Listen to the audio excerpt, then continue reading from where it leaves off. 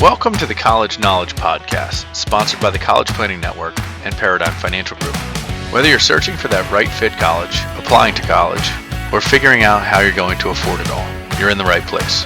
You'll hear from deans, admissions counselors, student athletes, and scholars from esteemed universities and colleges around the country. We'll dig deep to uncover their insights and unique experiences.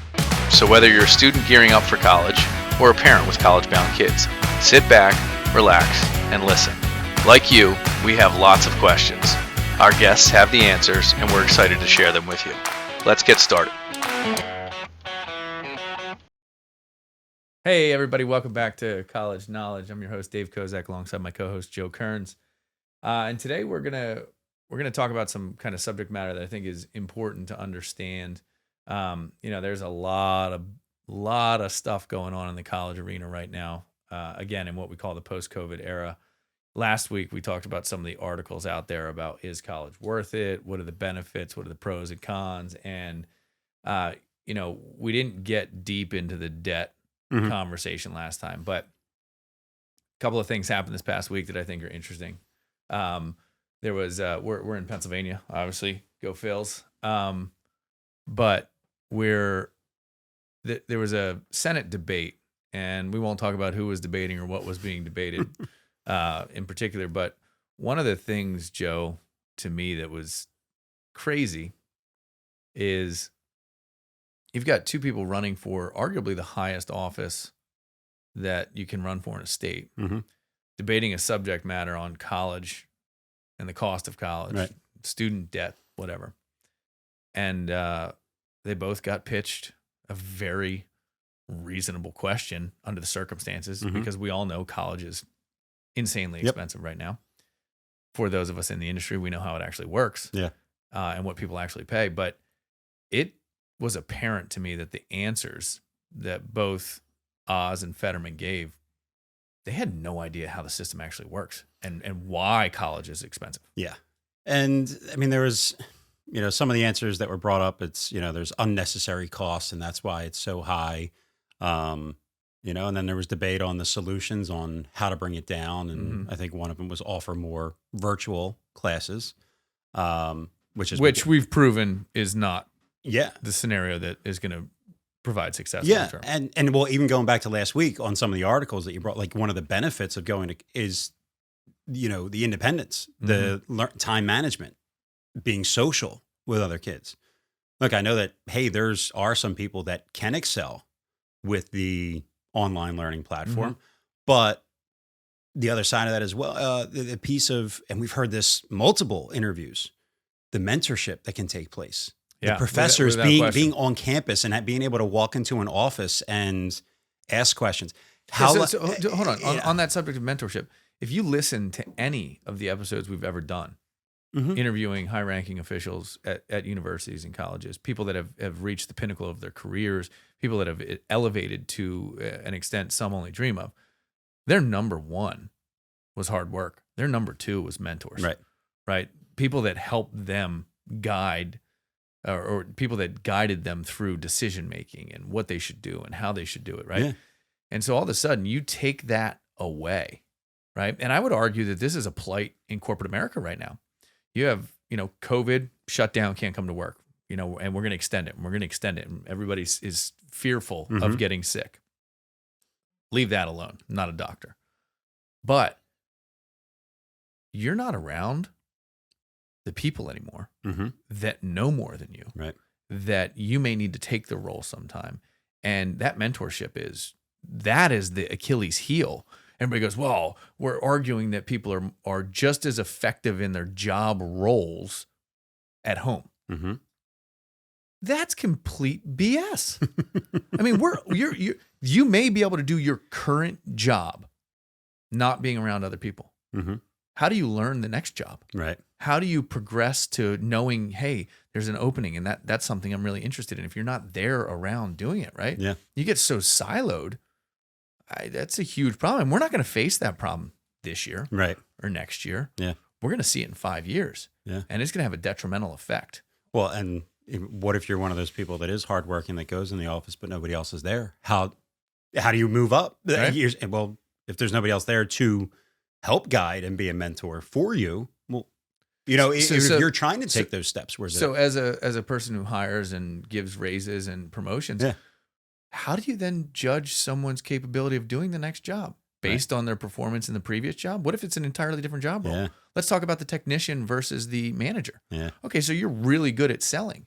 You did such a good job on make you sales manager, but you lack all of the skills or knowledge to be a sales manager. Mm-hmm. But I did it anyway. Yeah. Or you're in a very technical role, and you do that job great. So then you're next in line for a job that is not a technical role, but a social role, and you go there. Mm-hmm. Like, how do you evaluate that? Yeah.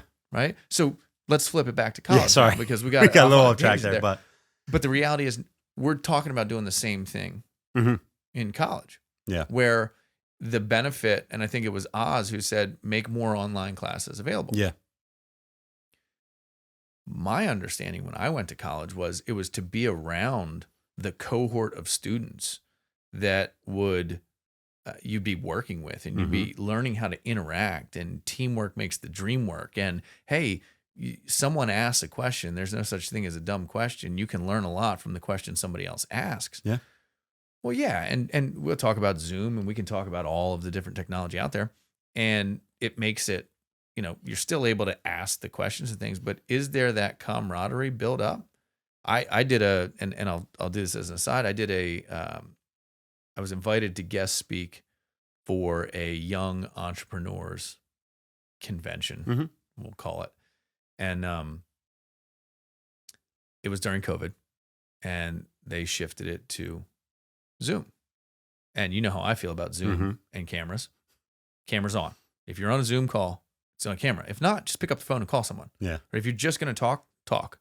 Don't use the technology and then not put yourself on camera. So I do this presentation, and everybody's logging in remotely. Mm-hmm. There was one other person on camera. Yeah. And I'm going, well, that in itself is a problem if you're trying to simulate live facial expressions, body language, eye rolls, dejection, rejection, all visible cues you can get from a human if you can see them. Yeah. But then we allow that not to happen. Yep. So you go back to college, and I did a different presentation for, it was a business class in high school, and the teacher encouraged everyone to put their cameras on. And this was like 45 minutes. I was just talking about it was cost accounting for managerial accounting. And I was kind of teaching the ins and outs. And as the kids turn their cameras on, you got them laying in their bed. You got them, in a lounge chair, feet up on the couch, laying on the couch, cameras or computers on the chest, cameras, catching like up their nose. And I'm going, I don't know about you guys, but when I need to do real work, I'm at a desk sitting properly. I've got my stuff organized in front of me. I got my notepad. I've got my Remarkable, which we'll talk about that another day. And I've got my 2 computer screens in front of me. Yeah. And I'm using all of the medium to manage that. Online class is the solution to the debt problem in college? Like, how is that? How are they even related? Right. I guess the thought there as well, you can stay home and save on the cost of room and board. I guess. But that takes away all the points you made. Right. Well, and that's where I have an issue with that answer, right? Because we've talked about, even some of the very successful students that we've had on the podcast, mentorship, networking, internships. Yep. Do you get all of that learning online? No. How about getting up in an appropriate hour, getting yourself showered, dressed, and ready, getting to class. Time management. Yeah, and having to sit present and present yourself. Yeah. No, now, hey, get out of bed at 8:55 for 9 o'clock. Don't even do your hair, and don't turn the camera on and just sit at your desk. Or maybe turn the speakers on your computer on and walk around and do something else while you're listening to someone profess. I don't think that was the answer. Outside, let's talk about the other side of that answer, which was, well, we just need to make more resources available. Right. And by resources, let's be clear, we're talking about money. Yep. Right. So make more money available. Where does the money come from? Right. In terms of what they're speaking about, it's federal government dollars, which is almost 100% from the tax-paying citizens. So one of the points that I think Oz made about like the plumber that never went to college now has to pay for the degree for someone that went to college. That's an unfair thing in general.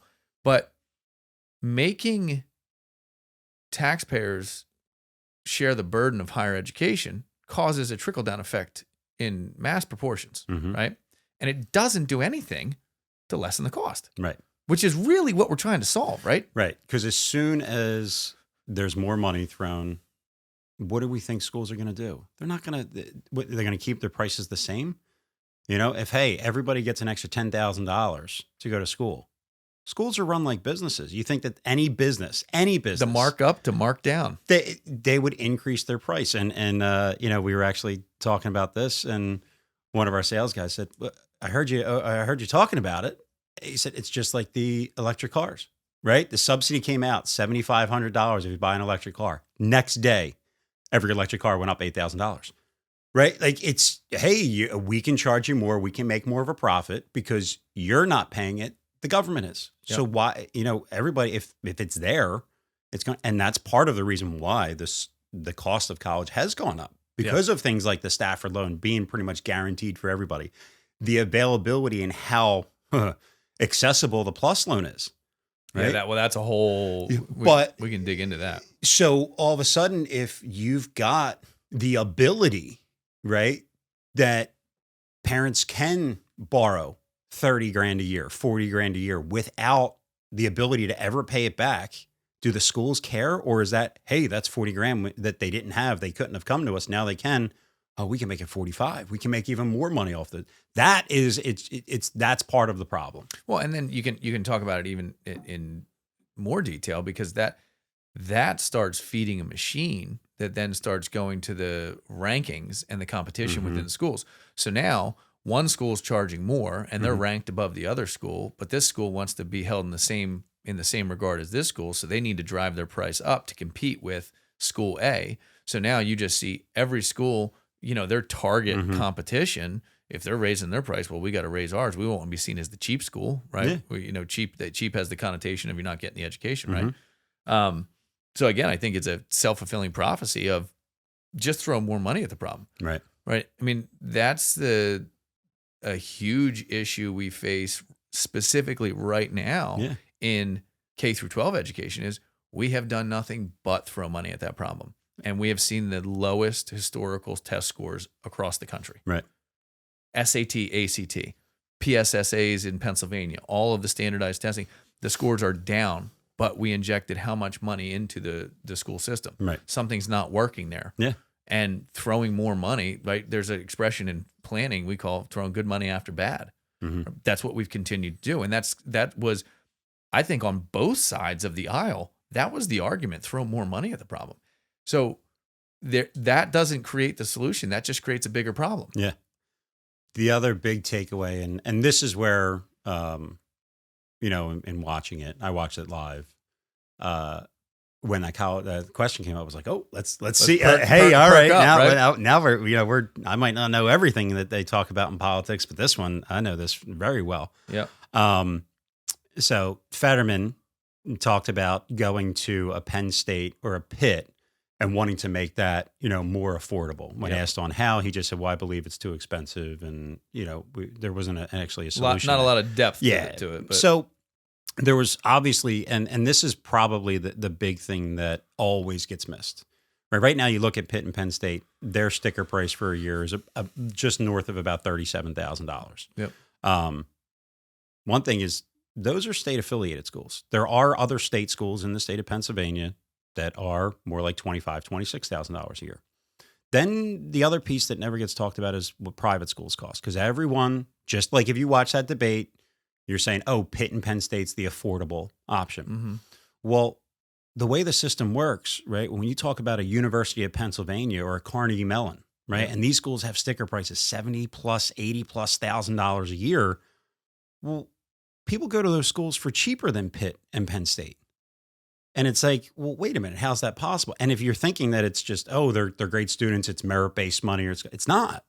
It's based on the family's finances. Yep. And so well, hold on, it's based on a combo. Yeah, yes.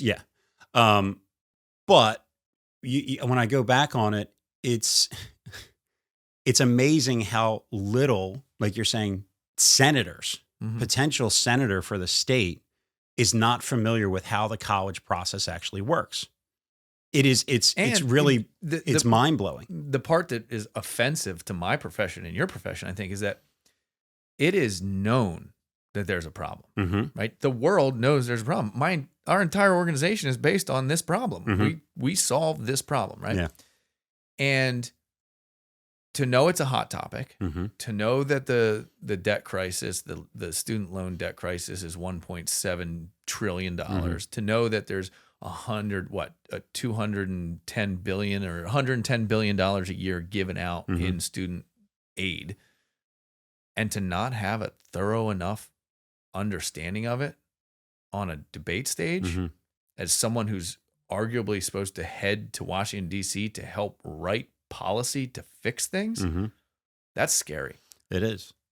And I can tell everybody, it's college cost is expensive for, but the way that you lower college costs, it's individual. Yeah. Right. It's not, the honest truth is why we do what we do is to help a specific family in a specific way pay the least amount for college. Right. It's almost impossible to do it as a blanket. Correct. It can't be done. Nope. Right. And so if you want to, when people ask, how do you pay less for college? It's like, you need to have a strategy and a specific plan for you, because that's how you achieve it. It's not on the government is going to help me lower the cost of college. It's not going to happen. Nope. So it was a lot of just, and it's not just even that just one debate stage, right? Like it's constant, everything on the media, you hear much. That was what last week's episode was about, right? Yeah. We were going the juxtaposition between what one article says about whether it's worth it or not, what another article says. And, the problem is the facts don't lie about college. And when you talk about the facts, and this is not left, right, central, this is just fact on college. We're at an all-time low for pre-college examination, right? So the SAT and ACT showed their lowest mark. We had on national testing the lowest progression since 1991, which means we're 30 years ago now, right? With all the technology, all the advancements we've made, the students have fallen to the lowest mark since 1991.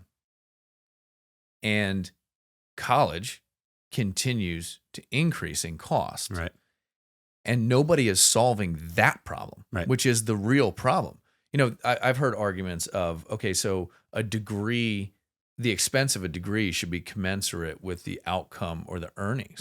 There's some merit to that, right? However, so now you go to a specific school for a specific degree, which you have to know at 17 years old or 18 years old, you have to make that decision. And once you go down that path, you agree to pay, let's say it's $35,000 for this degree. But if you want to change that path, your price goes up to $65,000 and you have to start over, right? The long-term effect of that is crazy to think about. How would you mitigate and manage that, right? But I think there is some return on investment consideration to be made when we're advising students, right? When we're going through the admissions process with students, we're talking to them about these things, real things, right? Is it worth it to go to a $70,000 a year school for a degree that on average earns you less than a year of that institution?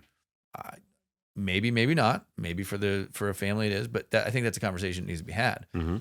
And what is the alternative? Now, that's not to also go against someone's passion, right? If you're passionate about a subject matter, my question is, does it need an A-level school, a B-level school, a C-level school to be successful in that career path with that degree, and at what expense, right? Yeah, and even when you say that, like A-level, is it just the price? Like, is that what, or are you talking about the level of education? Like, how do you? That's where the ranking system comes in. It's like, well, which is a complete farce. Yeah, is a C-level school? What does that mean? Well, no, it might not be known for engineering. It might not be known for nursing, but if what you're looking for, they're actually one of the better schools. It's like, okay, it's the degree might be what some people would consider C-level school, but it's A+ level for that specific student or situation. And I think I probably used the wrong metaphor of ranking. But I'm saying, but people look at, that's how people view it. You Yep. know, it's like, okay, hey, I have to go to the A-level school with this type of degree for this job. You know, and how much debt that comes along with that A-level school, you know, or whoever's ranking that A, B, C levels, Mhm. you know, and that's where, again, I think there's part of the problem, that why we're in this crisis is because of some of that. Well, and I think you can extend that when you really start digging into the ranking metrics and that stuff. Like, so every school now, rather than just being basically credited based on the graduates, right, and what they do and what they earn and what they give back to society or what they accomplish in their careers, they're chasing the rank in, you know, Princeton Review, U.S. News and World Report. Not to throw those under the bus, because they do a nice job of accumulating information. But what are those rankings based on? Who chooses the number one school in the country? And if you're going to sit and tell me that going to Harvard, Princeton, MIT, and Stanford, one of those four schools, you can tell me that one is better than the other? Add all of the Ivies, add the Tufts University, add Rice, add, Carnegie Mellon, the list goes on and on. University of Michigan, University of Penn State. We're talking engineering versus like what?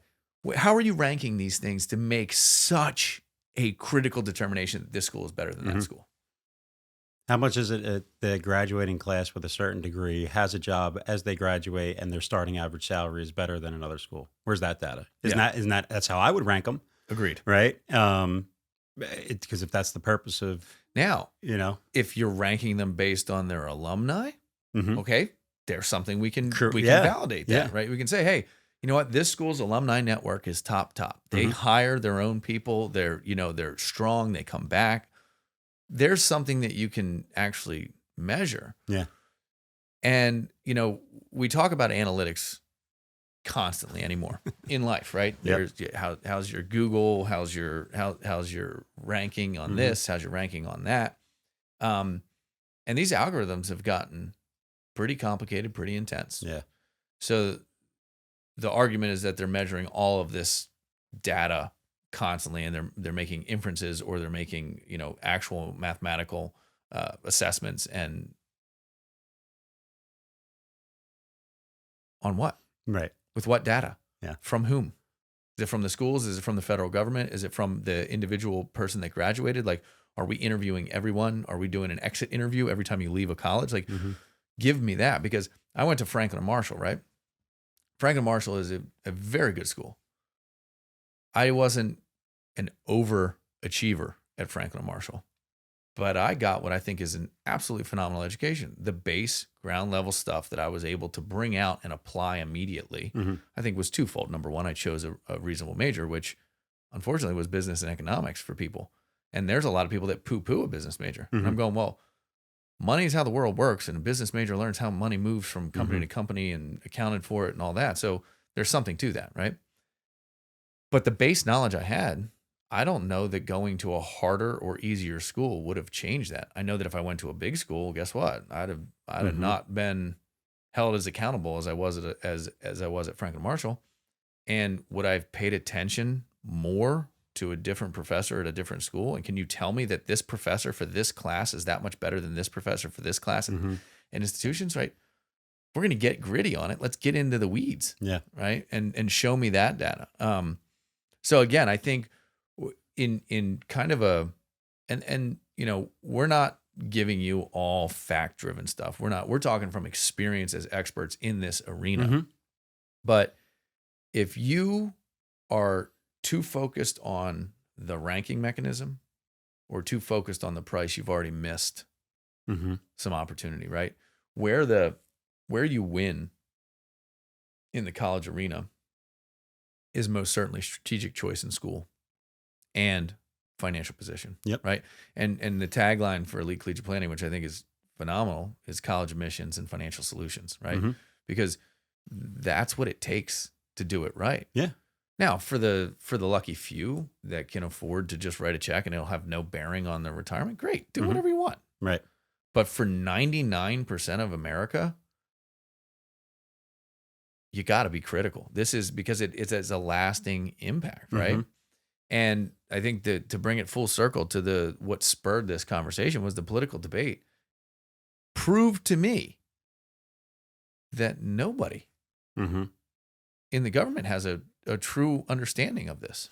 Well, yes. And I could have told you that before the debate. Well, yeah, but again, it's nice to see it proved out on live TV. Yeah. But and kind of going back to that when they say resources, like the fact is that the government involvement right now with the college process, with this debt forgiveness, it's always changing. They change it every year, and this formula that they use when you fill out the financial aid forms and you get this expected family contribution, the EFC. COVID relief bill is now looking to make some big changes towards that. Mm-hmm. But so hold on. Talk about that for a second. What are the big changes, the ones that are absolutely shocking? The two, and because there's minor stuff, but essentially where I think it starts is there's going to be a lot less questions. That sounds in theory like it's a good thing. Yep. Hey, it goes from 80 some odd questions down to like 18. Like, oh, wow. That's really like your name, your address, your birthday, your social security number. It's like, you got 5 of the 18 already. Parents' information. Are they married? Are they divorced? So all of a sudden I start to look at it and say, well, what questions are going to be erased potentially? But then you see the two big changes that they have is how the system works right now. This number is for what a family is expected to pay for 1 year of college. So if you have one student going to school and through this formula, it turns out that it's $40,000. That's what you're going to be asked to pay. Yep. In most cases, like that's kind of how the system works right now. If you have twins, well, again, it's a family contribution. So if you have 2 kids in school, that $40,000 gets divided by those 2. So now it's $20,000. And it's not perfect math. Right. I usually like to say, if we're being honest, it's 120% of the EFC divided by 2. Yeah. Right. That gives you a better. Yeah. So, okay, it's $40,000 if you have 1 in school. It's $40,000 if you have 2 in school. What's that? Right now, it's $40,000 if you have 2. It's 40. Yeah, it's total. Yep. Right. So now all of a sudden, what happens is you're eligible for more money, whether that money comes from the government or that money comes from the schools themselves. Yep. You are now eligible for essentially twice as much money. Mm-hmm. The COVID relief bill is doing away with that. And so easily one of the questions that I can see is what they're going to do away with is, well, how many members are in the household? And how many of those members of household are attending college next year? So that's 2 questions that get eliminated that are both essentially what are allowances. Those are 2 questions that bring that expected family contribution number down. Correct. So what the government is proposing right off the bat with that is saying that we're going to tell everybody they can pay more for college. When they're saying that college is too expensive. Mm-hmm. They're saying that we need to figure this out. But now when it's, that's what they say, but then what they actually do is making people pay more for college. So they're not helping, they're making it worse. The other big one takeaway is in the case of a divorce or separation. Mm-hmm. So again, the way the system works pre-COVID and the way it at least has worked this year, it was supposed to take place this year, by the way, they delayed it. I hope this just keeps getting pushed off. I really hope. Well, and I hope it's solved. Right. Let's create a solution. Yeah. I mean, it's like healthcare, right? Yeah. You love Obamacare, hate Obamacare, doesn't matter. It's not a permanent solution to what we have, right? Yeah. Same kind of thing here. Yeah. So anyway, the way it works now is if you're divorced or separated, there's one of the biological parents is known as the custodial parent. And that's one question. It's who did the student live with for the majority of the time for the past 12 months? So if you live with it's mom's income and assets that equate this EFC number. They want to change it to how they phrase it is whoever provides more financial support. And again, if I know anything about the government, that terminology means we need to see both parents' income and assets, and whoever has more money or makes more money, that's who's going to be the custodial parent. Even if that parent sees their kid once a month. Yep. Like that's how they're so what they're doing and what they're proposing, and this is a bill that went into law, it's just certain aspects of it got delayed, is going to cause families to pay more for college. Yep. It's the exact opposite of what they're trying to do. Already the problem in itself is that people are being asked to pay too much, which creates the loan problem, which creates the debt problem, which creates the lack of starting the home ownership, the marriages, the delaying life, essentially, right? Yeah. So I think something that, this is all, it was signed into law and then delayed, right? So keep that in mind. It's not done yet. But what has been done, I think, begs some eye-opening conversation is there's this thing called the asset protection allowance. Yeah. And the asset protection allowance is the amount of money basically you can have sitting in cash or bank accounts or whatever before the government starts increasing. They don't include it in the formula. Correct. They give you an allowance and then it doesn't count. Yep. It's excluded. That number this year is basically zero. Oh, no, it is zero. Zero. Yeah. So you can protect no dollars, right? And it has been on a steady decline since 2000. Meaning, it used to be 86,000, 56,000, 36,000, 18,000, 6,000, $0. So what they're doing is basically saying any dollar that you have needs to go towards college. Yep. Right? We are not allowing you to have a 6-month safety net. We preach in this country financial security, right? Be responsible for your own finances. Yep. There's many people that have talked about the 6-month, cash so that you can, if you lose a job or something like that, you got 6 months. And we know that people carry more credit card debt than they ever have, right? Reality, look at the stacks, look at the statistics. But then we're not allowing people to protect any of that money. Right. And we're right? Yeah. It's exactly true. Again, it's one of those things that causes. So in my mind, everything you just said, it's been delayed. We hope it gets squashed, but this is part of the current formula, right? This is the first year it's been declining. Last year, they got rid of it. If you're a single parent, it was zero. Yep. Was the big change last year. So if you were a single mom, you weren't allowed to save anything. But now it's everyone. Every dollar counts against you. But this is where I start to, not that I question the government at every turn, but when you're talking through this, immediately what goes to my mind, you go, well, not all assets are counted in that EFC formula, the FAFSA formula. One of them is retirement accounts, right? So what other big change happened with the government in retirement accounts now that if you pass away, what happens to retirement accounts? Yeah, you have to take them. The inherited IRAs or 401ks have to be withdrawn over 10 years. Right. And it used to be that you only had to take a small percentage and you could basically stretch it out over time. So if you kind of learn a little bit about the system and you look at the financial and you say, okay, well, I can put more money into my retirement. Doesn't solve the college problem, right? Because you can't, you put money away that you can't touch, you can't use for college because of taxes and penalties. But now you're also saying, well, I'm going to do this so the government doesn't see it. But now if I pass away, the government's going to get a big chunk of that. Was this all planned? It was one thing complements each other here, and it all leads to more of your money goes towards college and taxes. That's what this ends up. When you really sit back and look at it, it's pretty scary to know what we know, and people they don't see this. Yeah. And it's a little frightening to I'm like, oh, well, I mean, and Joe, I mean, I'll make my analysis and kind of opinion on it, right? We're $32 trillion in debt right now. Yep. The way we pay back our debt is essentially tax the citizens, right? You could argue tariffs and other things, right? But ultimately it's tax the citizens. So you got to find the money, right? So are these all just moves to find money? And it's, if you go all the way back to Ronald Reagan, I think it was the first time that the government, the candidacy for presidency was based on not raising taxes. And it's been a conversation ever since. What I think we as civilians are left with is they figure out different ways to tax that aren't just writing a tax, right? And so they get the money one way or another. And again, I think this is not to say, hey, don't trust, don't pay tax. This is eyes up, like pay attention to what's going on. And I think the more staggering point on all of this is, so this was the education overhaul bill, right? It was something strictly around education and the education system overhaul.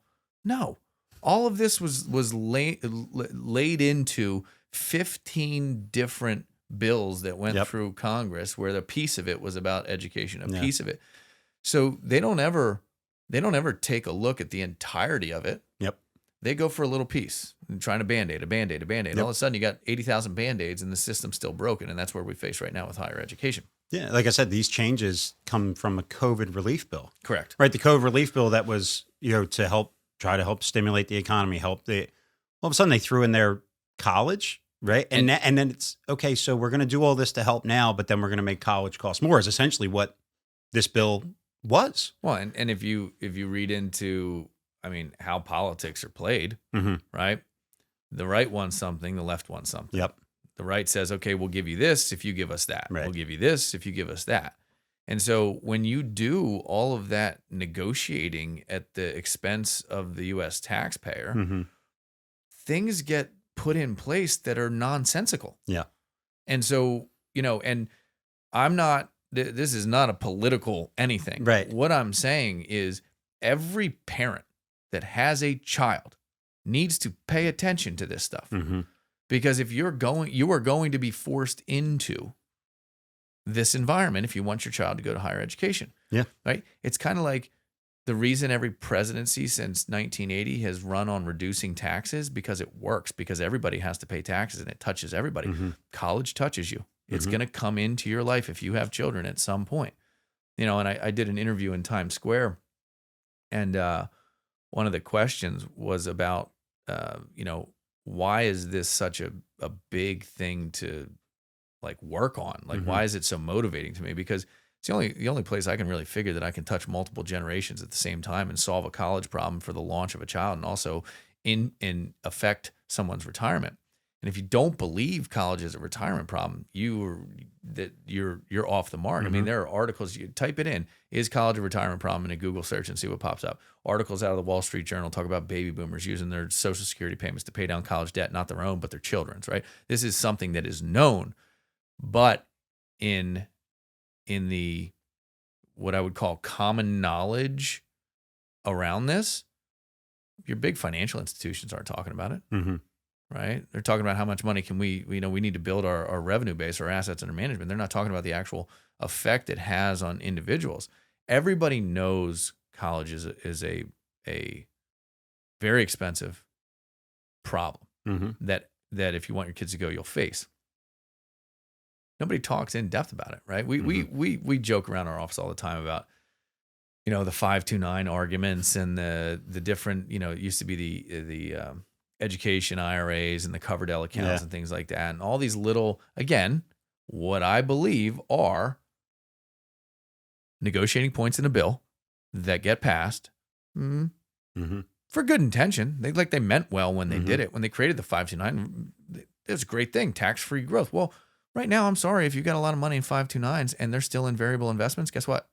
You've lost 25% of whatever it is you were saving for college. And the question you have to say is, are you saving for it or investing for it? Planning for it and being strategic or not, right? So it's not to say 529s are bad. I love them. I love them for specific applications. Yeah. And it's not to say that other vehicles are good or bad. It's just that you said it in the beginning of the show.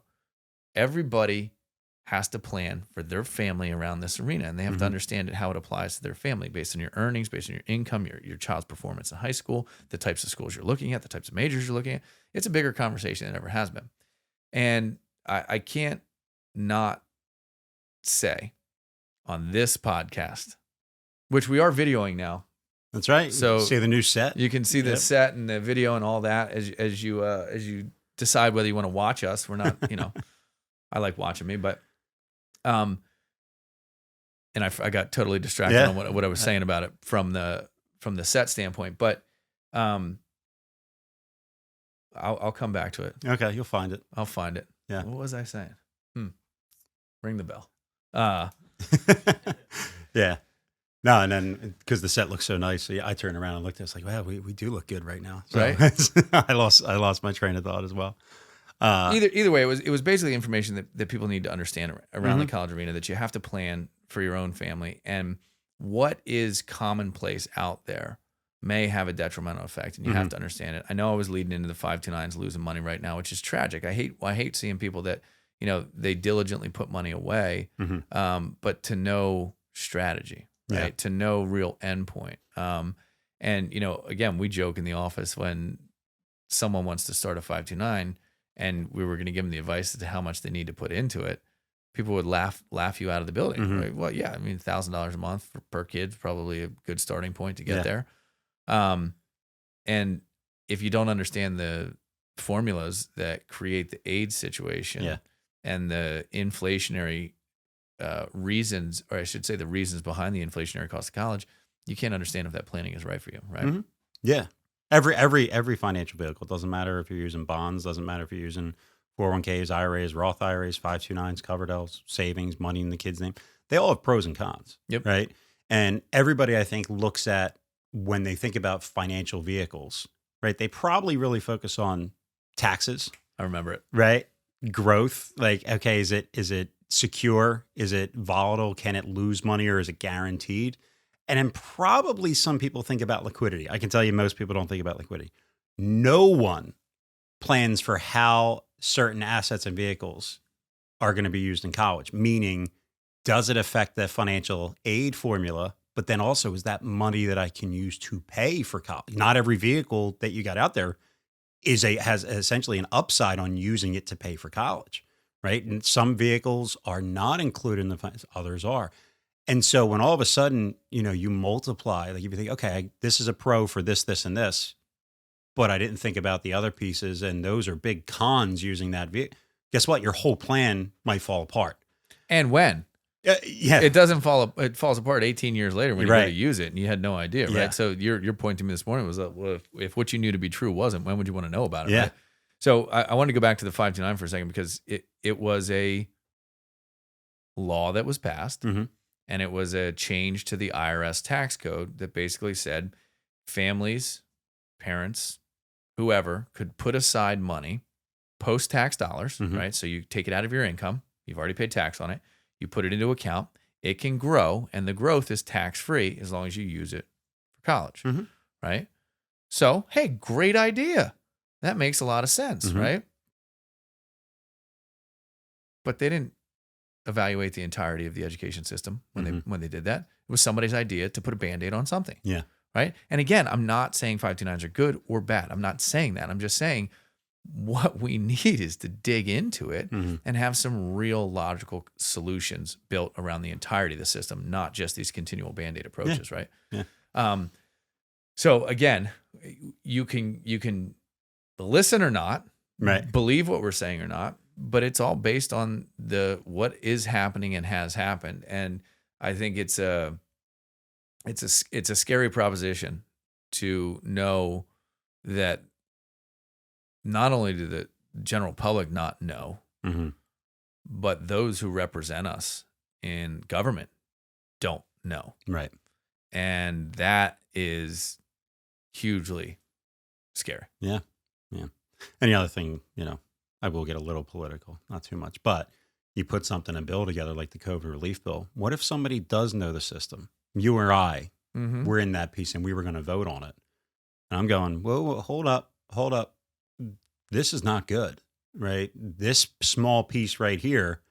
Well, oh, Dave, you're against the COVID relief bill? Well, no, I'm against this part, but that's not how it's framed, right? That's a strategy, both sides. 100%. Right? So all of a sudden you say, well, yeah, we're going to cause people to go into more, we're going to cause everybody to pay more for college, go into more debt when it's already a problem. I can't vote on this. I can't agree with this, right? Yep. As logical as you may bring it up, it's you were against the COVID relief bill. Yeah. And let me tell you what that's called, right? So I've done a lot of mergers and acquisitions. I've bought companies and sold companies, and I've been involved in other people buying and selling companies. And at the advice of counsel, highly paid counsel, really good counsel, in every negotiation, you have throwaways, right? And a throwaway is essentially something that you put in that you want, and if you get the real thing you want, you throw that away. So it's like, oh, hey, I want these two things. One of them's a throwaway. One of them's real. You say, well, you can have that, all right, well then, you know what? Let's just pull this out. I'm fine with that. Right. And so what you have in that scenario is we get throwaway things put in because, number one, you don't want to be the senator or the congressman that goes against a particular COVID relief bill. Everybody needed COVID relief, right? And you also, they put something in that they've been battling for a period of time with no real end solution in mind when they did it. Right. So we're going to change the FAFSA form. Yeah. We're going to change, they changed the name of expected family contribution, student aid index. Right.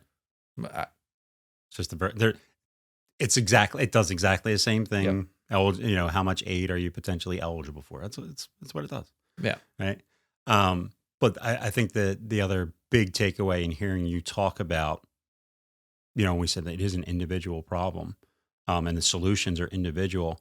Guys, if this thing goes through, 100% honesty, if you thought this college problem was bad now, 5 years from now, if nothing has changed, what we are looking at is potentially going into effect next year is going to be extremely significant, right? And it's going to be even worse than it is now.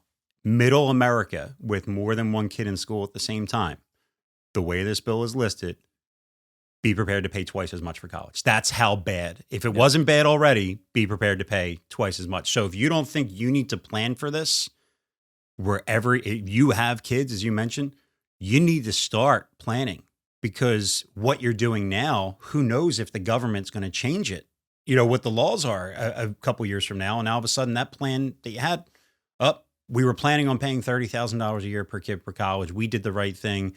Okay, great. Now it's $60,000 a year.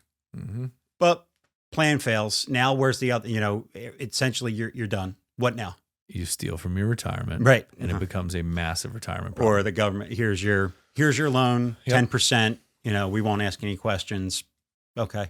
Like it is a real problem on the horizon. And we can talk about the student loan situation, right? We're running out of time here today, but I mean, ultimately parents get drowned in debt and they got to pay it back between age 58 and 68. Well, everybody wants to retire at 62 anymore.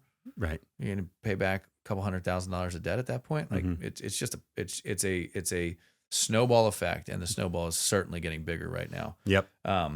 If you want to know more, visit College Knowledge. We have 100 so episodes on college. This one's probably the most in-depth we've gotten on very specific financial pieces. We've interviewed a lot of kind of high-ranking officials at universities, professors, students in the higher education arena. That's collegeknowledge.net. If you want to know more about how to solve this problem, visit elitecollegiateplanning.com. Like and share. Thanks, everybody.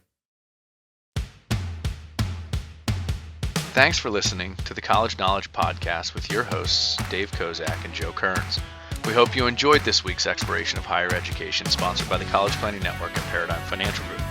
To suggest a topic or recommend a guest, please visit collegeknowledge.net. If you like the content, please subscribe on your preferred podcast listening app. Share or post about it on social media.